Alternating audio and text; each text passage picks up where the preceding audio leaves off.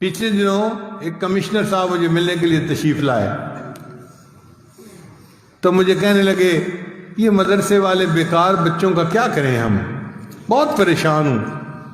میں نے کہا آپ کو کس بات کی پریشانی ہے؟ کہنے لگا کہ دیکھیں نا، یہ پڑھ لکھ کے بیکار ہوتے ہیں، کسی کام کے نہیں ہوتے، نہ کوئی ان میں سے ڈاکٹر ہوتا ہے، نہ کوئی انجینئر ہوتا ہے، کما کچھ نہیں سکتے، سوسائٹی کے قابل نہیں ہوتے۔ ہم اتنے لاکھوں طلباء کا کیا کریں؟ میرا تو دل چاہتا ہے مدارس کو بند کر دیا جائے۔ پھر میں نے کہا کہ کمشنر صاحب، میں آپ کو چند باتیں کہوں گا، آپ برا نہ منائیے گا۔ کہتے ہیں ٹھیک ہے۔ میں نے کہا کہ یہ جو چند درویش قسم کے لوگ ہیں نا طلباء، یہ ہیں شہزادے، اور ان شہزادوں کی وجہ سے اللہ آپ کو بھی رزق دے رہا ہے۔ تو حیران ہو کے پوچھتے ہیں کیا مطلب؟ میں نے کہا ان کے قرآن پڑھنے کی وجہ سے اللہ آپ کو رزق دیتا ہے۔ اگر یہ نہ ہوتے تو باقی لوگوں کو تو اللہ پینے کو ایک گھونٹ پانی بھی نہ دیتا۔ حدیث مبارکہ میں ہے کچھ اللہ کے بندے ایسے ہوتے ہیں وَبِهِمْ يُنْصَرُونَ، اللہ ان کے ذریعے باقیوں کی مدد کرتے ہیں۔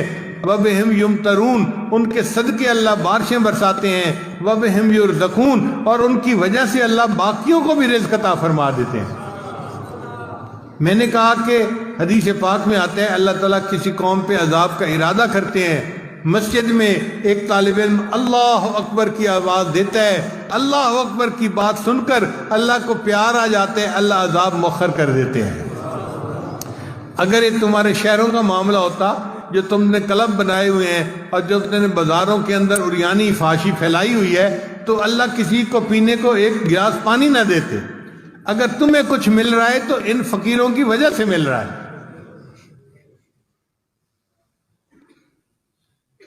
تو اب ان کو تھوڑا دماغ میں بات آئی۔ میں نے کہا کہ دیکھیں ہمارے پاس مثالیں ہیں کہ زیادہ کھا کے تو مر گئے، ایسی مثال کوئی نہیں کہ کوئی بھوکا مر گیا ہو۔ میں نے کہا کمشنر صاحب آپ کا اتنا بڑا ایریا ہے، آپ فیصل آباد، جھنگ، فلاں، ٹوبہ، اتنے ضلعوں کے کمشنر ہیں، ڈپٹی کمشنر کے بھی اوپر۔ اب آپ مجھے بتائیے آپ نے کبھی سنا ہو کہ کوئی حافظ، کوئی مولوی بھوک پیاس سے مر گیا ہو؟ کہتے ہیں نہیں سنا۔ پھر میں نے کہا اچھا میں اب آپ کو ایک بات اور بتاؤں کیا؟ میں نے کہا کہ آپ کی وجہ سے ہمارے پیٹ اللہ نے بڑھا دیے ہیں۔ اب یہ بات ان کی سمجھ میں نہیں آئی۔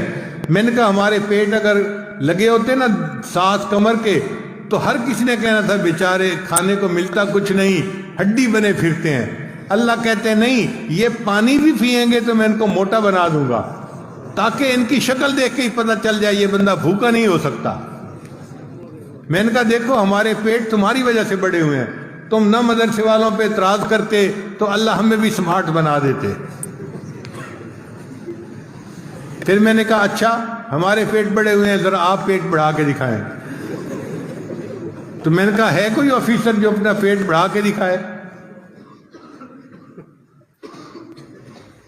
پھر میں نے کہا کہ دیکھو ان کا کفیل اللہ ہے، اور اللہ ان کو کھلاتا ہے، اور اللہ ان کے لیے بھیجتا ہے۔ اسی لیے کوئی مدرسے والے کسی گورنمنٹ کے پاس نہیں جاتے جی کہ ہم مجبور ہیں، اب ہمیں آپ سے امداد چاہیے۔ میں نے کہا اپنی امداد رکھیں اپنے پاس، ہمیں بندوں سے کچھ نہیں چاہیے، ہمیں بندوں کا پروردگار دیتا ہے۔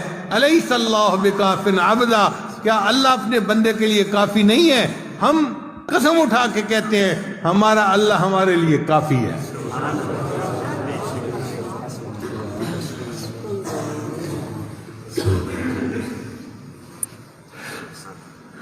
پھر مجھے کہنے لگے آپ تو لکھے پڑھے آدمی ہیں، آپ بھی مولیوں والی باتیں کر رہے ہیں۔ میں نے کہا کہ میں نے آپ کو اب حق بات سمجھا دی ہے، تو اب کیا آپ کو سمجھ نہیں آ رہی؟ اچھا میں آپ کو ذرا ایک اور طریقے سے سمجھاتا ہوں۔ میں نے کہا دیکھیں ملک میں انڈسٹری کے گروپ ہوتے ہیں، یہ منشا گروپ آف انڈسٹریز ہے، یہ داؤد گروپ آف انڈسٹریز ہے، یہ کرسٹ گروپ آف انڈسٹریز ہے۔ کہنے لگے ہاں گروپ ہوتے ہیں۔ میں نے کہا یہ طلباء ہے نا، یہ پرل گروپ آف انڈسٹریز ہے، پرل کہتے ہیں موتی کو۔ کہنے لگے کیا مطلب؟